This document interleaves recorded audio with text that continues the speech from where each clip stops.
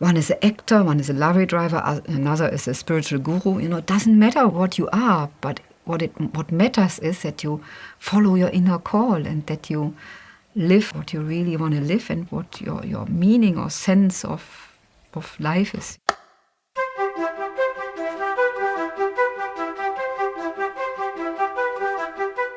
I was always into, discovering the essence of life and questioning. And then there was one event when I was 13 years old. It was actually when I had a really, really heavy accident.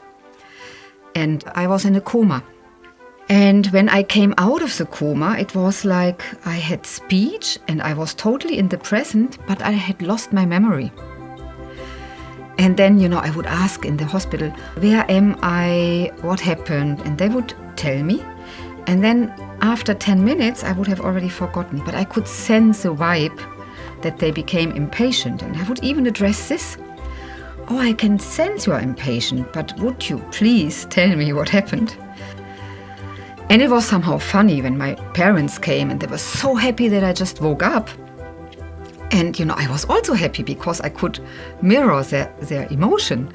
And then I asked, oh, and who are you? And then my mother, she started crying. I was like, okay. I have no problem with, the man behind you must be my father. I have no problems with you being my parents.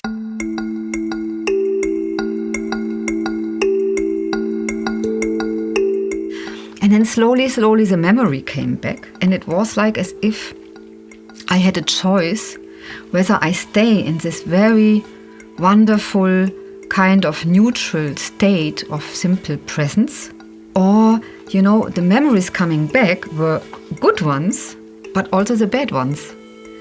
And that it's not possible to have only the good ones, that they only coexist together with the bad ones. And it felt like a spider web.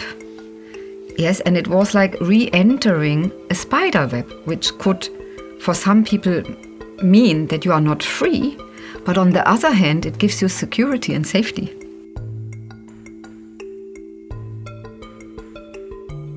So it was a deep, deep acknowledgement and finding of what actually life means, that there is a present state always, but that I could see how easily it's forgotten in the spider web, where we somehow lose our center and we get lost in stories.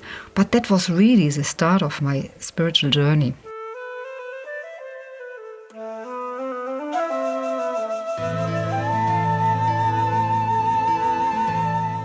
When I first arrived in India, I was only 21. I was looking for a palm leaf library in Hyderabad, which I had heard of.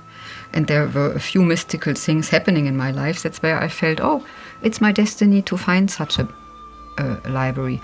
And in Hyderabad, I had a vision of Osho calling me to Pune. And I didn't even know he was staying in Pune, but I booked a flight ticket, flew to Pune, and then I found out that Osho has his ashram, or call it meditation and therapy center there, yeah. So, and that was quite amazing, yeah. So to trust that inner call and to find that he was actually living in Pune at that time.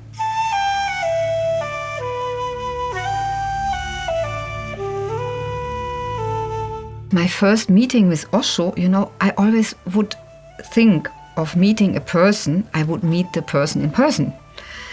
And even though I went to Pune to meet him, the first meeting was not in person. It was as if the body is a hindrance to really deeply meet. So it was in some kind of transmission happening where I was so close to him. And of course, I also met him in person at that time. But I very often had the experiences that I would sit in his lecture where thousands of people would be, and he would really answer a question or give an advice that I was just busy with. Yeah, so it was always really, really personal.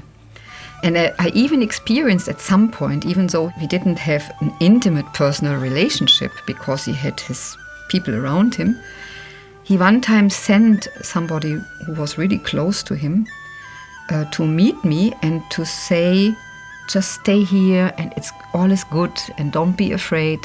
And just allow that to happen. There was a very deep trust to whatever would be happening, whatever I would see, whatever I would experience. And also I realized it's not about experiences, it's about really simply being who you are.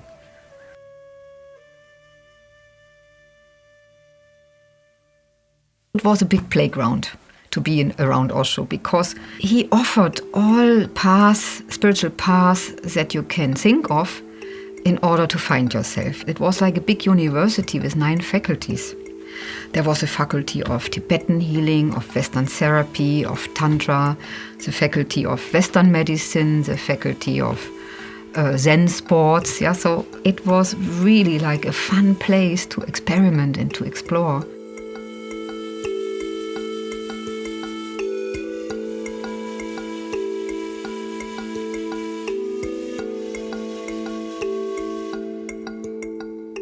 After he had died, it took me 3 days to really acknowledge and see him in the eyes of everybody, or in the living trees, in all of life. Yeah, it was like recognizing Osho as, the very life essence in myself and also in life around me. It was like, in a way, a gift of recognition that there is not really a separate me, but that we are all connected.